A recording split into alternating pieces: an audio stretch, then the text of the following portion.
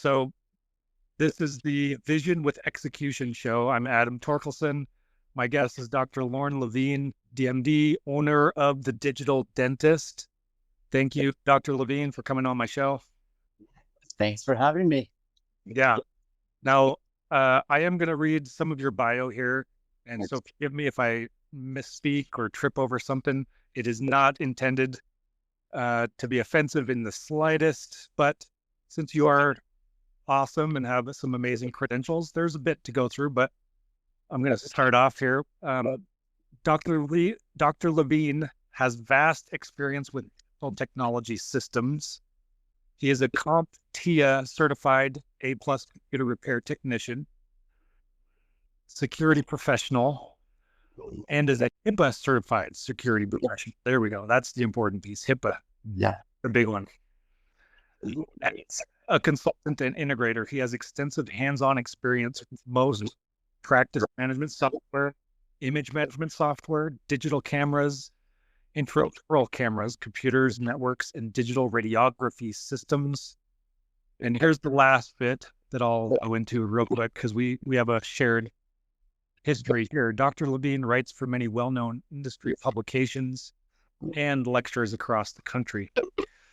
Now, one area of our crossover there is that I have also written for maybe not so many well-known industry publications because I am not a dental professional in any sense of the word, but I have a journalism degree from the university here in Utah.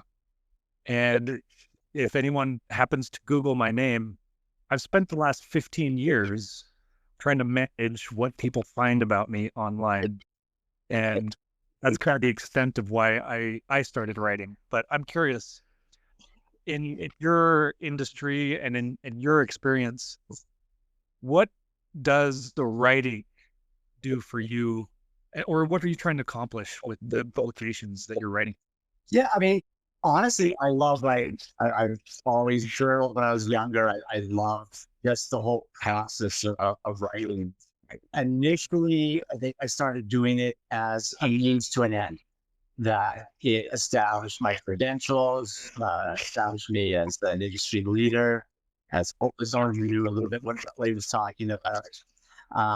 And if that continues to this day, that I think people see me in various venues. They might see me on Dental Town, as frequent poster there. As you mentioned, I do lecture all over North America. Interviewed on some other podcasts, dental specific podcasts, and I think it just helps to continue to establish me as a hopefully thought leader and as someone who's active and involved in the community. So, but at the end of the day, I love doing that. There's no way to get good. You can't use AI anymore. I think most of the people who are publishers, they have all kinds of tools to see if you're, if AI wrote the article. I could never find that AI could really capture my voice and how I wanted it to be. But so every article that I write is written from scratch. They're usually about 750 words or so. That takes me an hour to really try to find new ways of saying the same things. So I just love doing it. Yeah, I'm glad you brought up AI because that was, as somebody who does a fair amount of writing myself, AI has helped speed up certain aspects of my writing, especially things like editing for grammar and doing some basic fact checking. Yeah. And so I love AI for that as sort of a companion to my own creative process. But like you said, people, editors, people that run large magazines, they're pretty savvy these days, being able to jump on stuff that's been generated by AI mostly. I am curious though, how do you feel in general about AI and where it's at or going? I think it's a double-edged sword. I think in dentistry, there is a lot of good right now. Most of the best uses of AI that I've seen has been on its clinical end of things, whether it's from a diagnostic standpoint, helping practices handle some of their, some of the tools, things are a little less than fun for staff to be doing. but I also feel that, over the long run, it could cause some problems. I've seen a number of systems that have, for example, AI receptionists. And I think the process just isn't right there. I think people not know the difference still between an AI individual and a human. Most of the practices that I work with are solo or small group practitioners.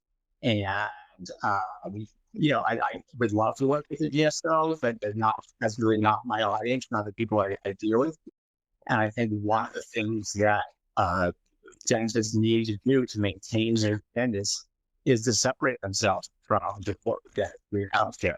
And that's difficult to do when you're using these systems that people just don't feel like it's got your personal touch to it.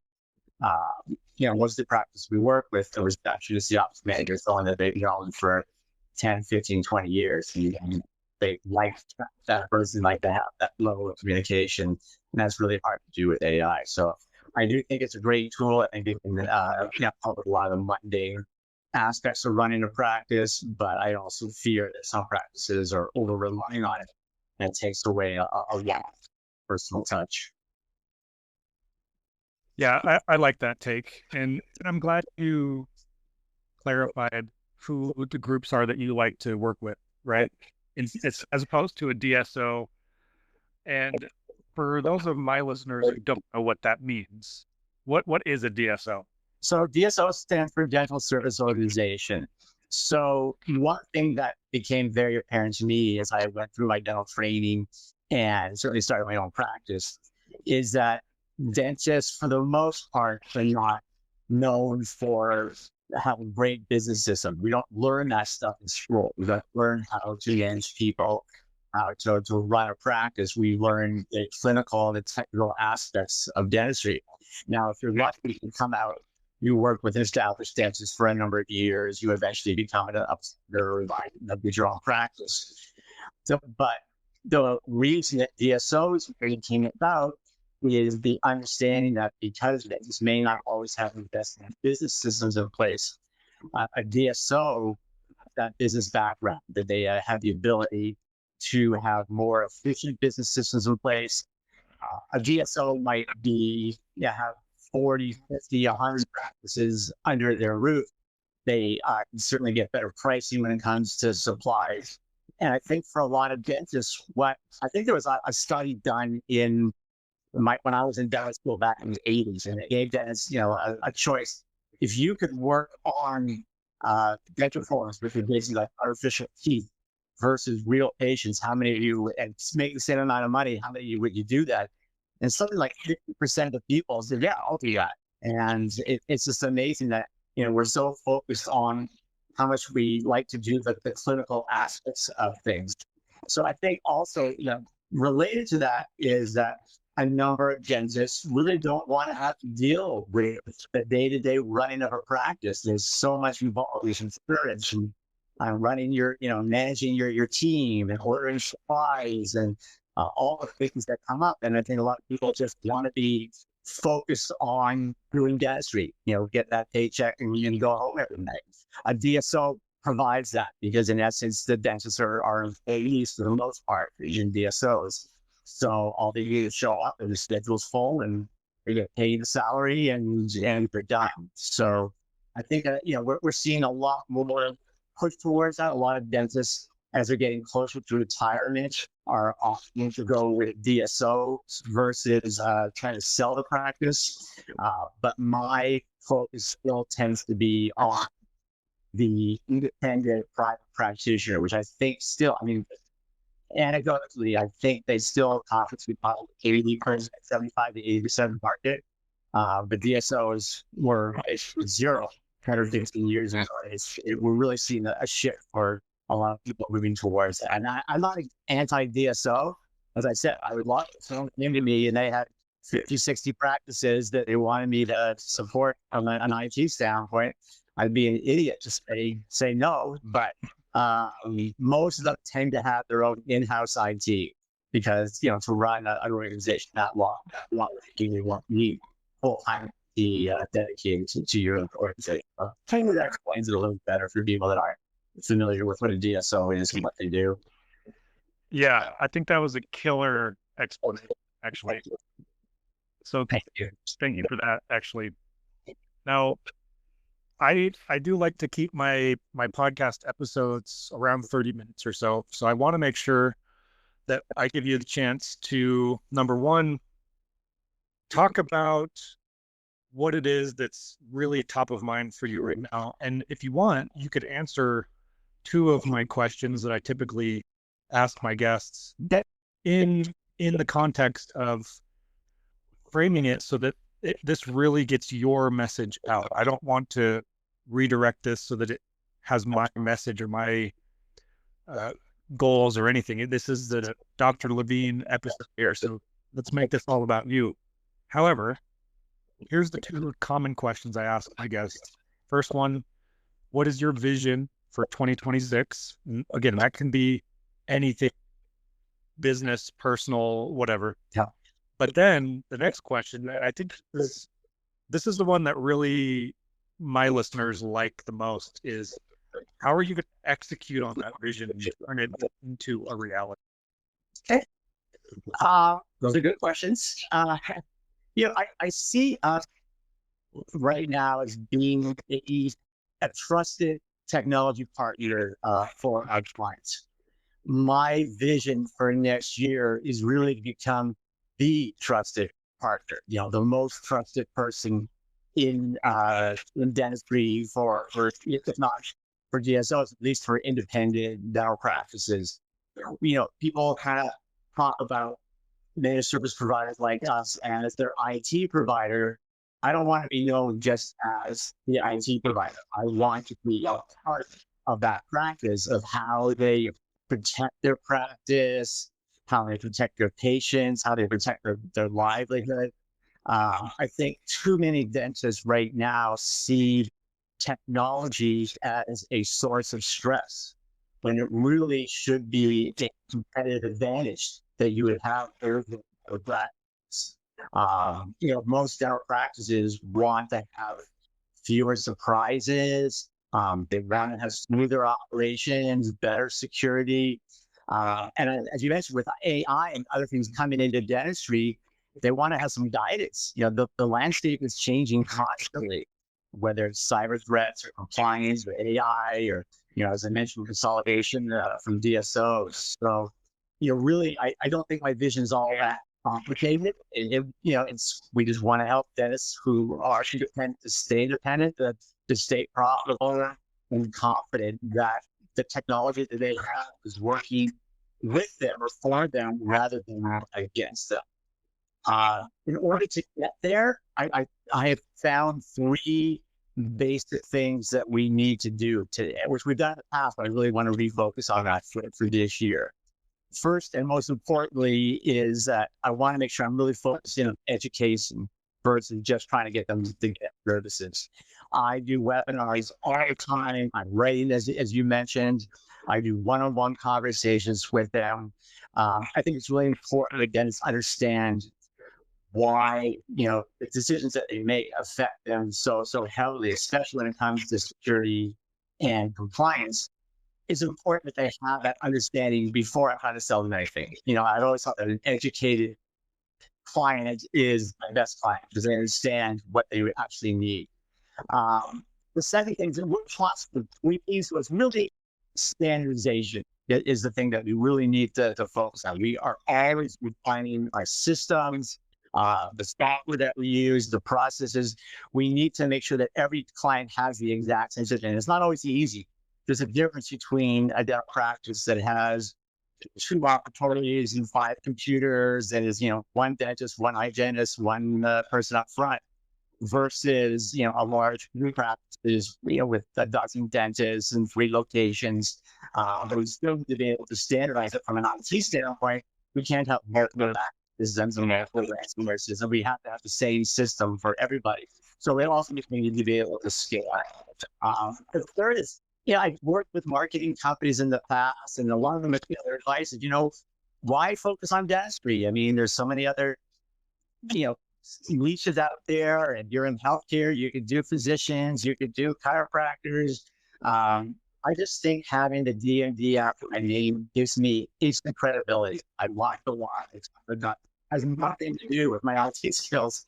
But the fact that I'm a doctor, should see me as a caller rather than the computer guy. So we can't be everything to everyone, but I think really focusing on just dental practices, and we have a better understanding of the issues. We can be more proactive in how we take care of those issues. As I said, we taught that language. So, if I do that well, if I continue with my education and scaling and standardization and sticking with dentistry, I think the growth is that's how it's going to take care of itself. Awesome. I love it. Now, And one of the things you just said actually sparked a connection for me. One of the things I do in my world of enterprise consulting is I work with some medical practices, some dentists, but not a whole lot, mainly general practices and rural hospitals. But one of the things we focus on helping them do is take advantage of what's called the research and development tax credit. And one of the things you just said in your item number 2 was how often you go back and redo your processes yeah, and look at that. And it sounded like that's a recurring activity for you on an ongoing basis, is to look at the processes, make sure that they're amazing, redo, rework, retool, look at different options. That activity is something that my team and I also look at, because that makes it so that a practice can take advantage of that R&D tax credit. And what we've seen typically, this is average, but on average, a practice that, let's say their payroll is like 5 million a year and they've got like half a dozen people on staff or something. 10% of that total payroll expense usually qualifies and the amount you can take on that R&D tax credit. It's not a perfect calculation, but that's kind of what we've seen across the board. Have any of your clients ever taken advantage of this? a few have, partially because of the fact that I have. I'm very familiar with what you're talking about. The first time we did, it was a little squirrely because we didn't have the best records of, because when my guys are working all day long, Right. when are they actually working with clients? When are they tweaking systems or whatever? So we had to start, after the first time we did it, we had to really start tracking. Here's the hours that we do, and we have lots. We have about users as we're going on. So yes, we have had a number of clients over the years that have taken advantage as well. I did a webinar with somebody with like a tax specialist a few years ago, specifically on the R&D tax credits. So yes, I'm familiar with it. I do it for my own business, and we certainly think would be something that any healthcare practice can certainly take advantage of as well. Well, I'm glad to get that confirmation from you. That's what we've seen as well. 80% of the practices that we walk into have not taken advantage of it for one of two main reasons. You nailed one, which is they do not take very good notes when they're updating things, who's doing what and when. So there's a little bit of training that they have to go through to actually get their record keeping up and stuff so that it does qualify. And then the other part of the time, they've never even been told that they should take advantage of it. For whatever reason, their tax professional didn't want to bring it up or whatever, I don't know. And by the way, I'm not a CPA, so nobody can take this for any kind of professional or legal tax advice. So I just want to put that disclaimer out there. But this is what me and my team see all the time. And the big, beautiful bill, a lot of people don't like it. And some people appreciate it, whatever their stance is on it. There's a little known nuance in there about the R&D tax credit specifically, where practices can look back 2 or 3 years right now and capture that credit if they haven't yet. Right. but that ends in June of 2026. So anybody listening, if you haven't taken advantage of it, you've got about 6 months before that 3-year look back closes off. So last question then before we wrap up. You currently live in California, yes? Yeah. Okay. So I lived in Sacramento about 20 years ago. And back then it was probably a lot different than it is now. But I loved my time in California. And your bio says that you had a practice in Vermont. Correct.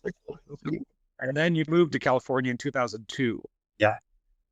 So what, if you don't mind, what prompted that move for you? Yeah. So I have to give you the Reader's Digest version because it's a long story, but I knew pretty early on in my periodontal career that I didn't love doing perio. It's just, the surgical aspect of it really attracted me to the profession. In order to end up in a periodontist office, usually because you don't have the best home care.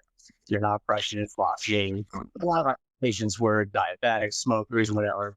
And I found out early on in my practice that I'm the type of person that likes to feel I do the same thing over and over. I'm going to get the same results over and over, give or take. That's not the case in periodontal patients. If they're not maintaining, you can do the best surgeries in the world. If they're not going to brush and flush and take care of things, they're going to be back in your chair within a year, 2 years, which is exactly what I'll find because it's hard to change those habits. Our family owned the largest electronic distributorship in Canada. So I grew up with technology. So when I started my own practice, I built my own computers. I was doing my own networking. And this is back in the early 90s. So technology was just starting to take off as dentistry. Digital x-rays, infrared cameras, 3D imaging didn't come until a few years later. But this was long before our supply companies that now dominate our industry came over the whole. So it was getting all the small little programs to work together, which I had a knack of doing. And I was doing it in between patients and evenings and weekends and helping out my colleagues. And then I heard that California had a shortage of dentists. This is back in like 2000, 2001. And they were going to make it easy for anyone that was in good standing to move to California and get a license right away. Normally, the California boards are very challenging to take, and I hadn't done general dentistry in 10 years. I've gone to USC for college. I have friends and family out here. And I thought, you know what? I had just turned 40. This is my opportunity to do both, to practice, to do the IT stuff that I love. I'll practice 4 days a week. I'll do the IT 1 day a week. Maybe in 5, 10 years, I can flip the ratio. So I didn't give up my practice in Vermont. I moved out here trying to practice right away. They forgot to mention the 15,000 plus 8 on the waiting list.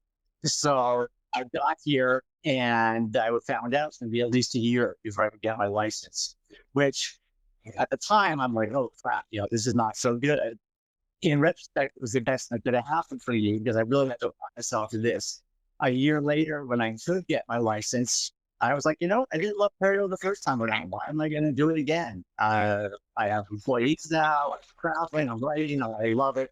And I never went back to practice. So, and I got really, really lucky that the editor of the largest dental journal had reached out to me. He'd seen a couple of my articles and said, hey, I want you to be the technology editor in the magazine. And then a guy named Howard Ferran, who runs the Dental Talent website, had just started and seen some of my posts and said, hey, can you be the moderator for all our technology forums?